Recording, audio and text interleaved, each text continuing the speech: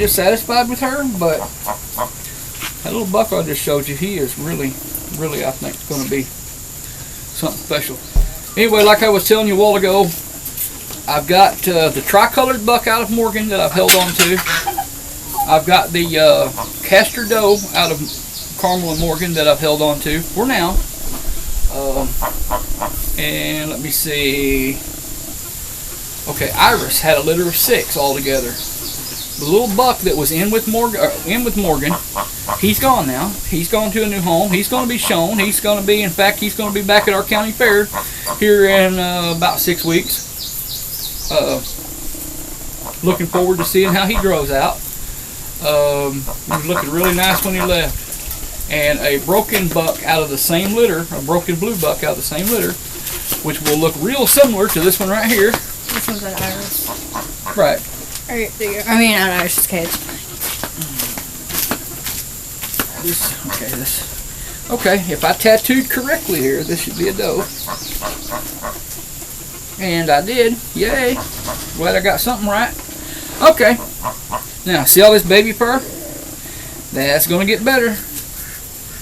But if it looks this well at 9 weeks old, you know, that's just telling you how much nicer it's going to look when it matures at, 4 months. 16 weeks or something like that. Okay? Take it easy. Take it easy, sugar. Come on. Anyway, as you probably have already noticed, this little lady is a lot bigger than the solid blue doe that I just showed you. Okay, she's just a little bit long in body, a little bit weak in shoulder. We might not have a place for her. We'll just have to see. She's still growing and changing, right? And that doesn't mean that they're worthless, okay, folks? A rabbit like this, and like I say, we're not done. She's young, okay? She can change. This sometimes fills out, okay? I can show you Ace over here, the buck previously known as Lover Boy. We started off looking like he might be a little weak in the shoulder. Nope. He's got some pretty good shoulders now. Tickled to death with him. Oh, just tickled to death. Can't wait to get him on the show table. He reminds me of a buck back in Jonesboro when we were showing down there. A buck that went back and forth with Bianca for best of variety in reds down there. And that little gentleman, if he's still there, he resides at Grace Hollow Rabbitry, and he's a really nice buck. And this buck over here that I've called Ace reminds me a lot of him. He's a lot younger than that buck, but he reminds me a lot of that rabbit. Okay, and we'll just see. We'll just see. But anyway, it's not horrible, but these shoulders are just not exactly what I like. Again, if this is the best rabbit, the best shoulders that you have on a doe, use it. But at first chance, try to improve on those shoulders. Keep the best shoulders out of the babies. Oh! Start breeding them. Okay? A lot of people would tell you, call this rabbit, don't breed it. I disagree. I know how hard it is to find good stock in parts of the country. If it's all you have to work with it. Look for a buck with good shoulders that will fill this in on the youngsters. You're not going to improve this on this rabbit. What you're looking to do is improve this on this rabbit's babies by breeding it to a buck that has better shoulders than this, okay, and doesn't give up too much on the back end, okay. It's kind of like taking two pieces of a puzzle and putting them together, okay. Sometimes. Because I had Romeo. You've heard me say it. We've all had a big laugh about it. Romeo's got a flat butt. Okay. Well, I've got a bunch of does here that's got big butts, so it's no problem. Romeo's got decent shoulders. I've got a couple of does here that's got long shoulders. You see what I'm saying? So the two can complement each other nicely, and you can still get some nice babies. You don't believe me? Wait till the next video when I get out a couple of bucks that's out of Marcy. Let me show you those, and they're only 8 weeks old. But I've got one more mini Rex here to show you. There you go. This is the little broken blue buck.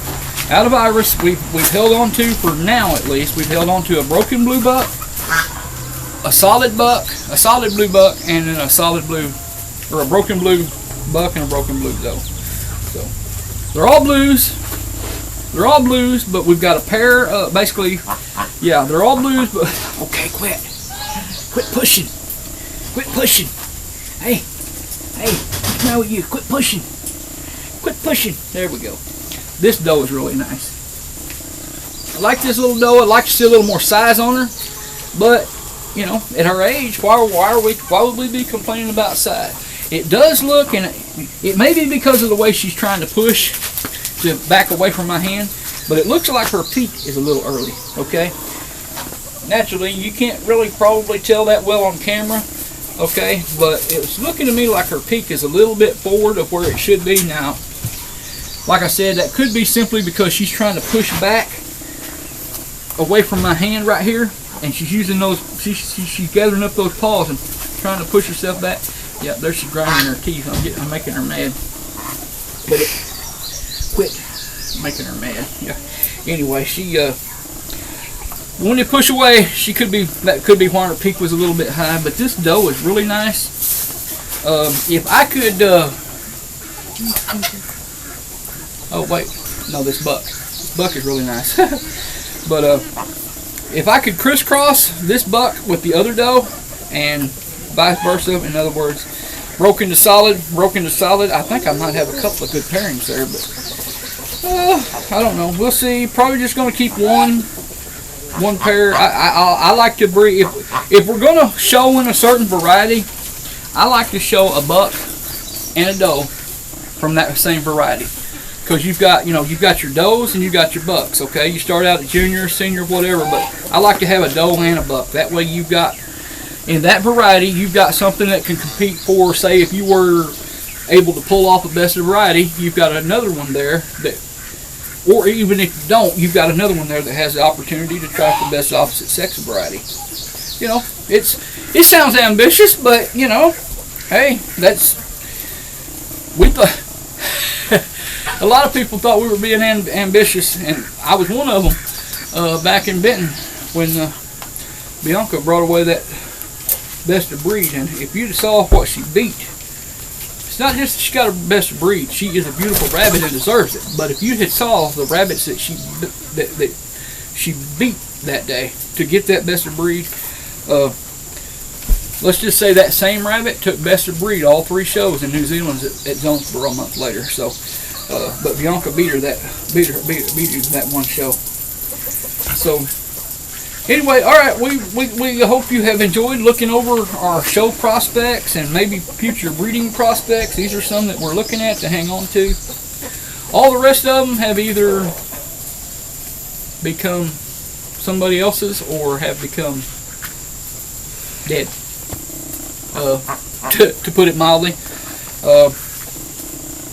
You know, folks, scream at me, do whatever you want, but if you have to shell out what I do a month for rabbit food, it comes to a point where you have to, if nobody's interested in those rabbits, you have to decide, what are you going to do? You going to feed it forever? I'm not. Okay, if I don't need it, I give them a little while, and then something's got to happen one way or another. And if that's why I've told people, I had somebody contact me last night wanting a blue buck. Okay? Yeah, I've got a blue buck, but you can't afford it now because I've already picked it for myself. And I said, if you had contacted me, where have you been over the last 2 months when I have been putting word out that I had these animals, and now I've culled them all because I got tired of feeding them. Nobody wanted them. So, you know, something has to happen to it. And so, you know, don't always assume if somebody's advertising rabbits for sale in your area, don't always assume in a month from now when you get ready to buy a rabbit that it's going to be there.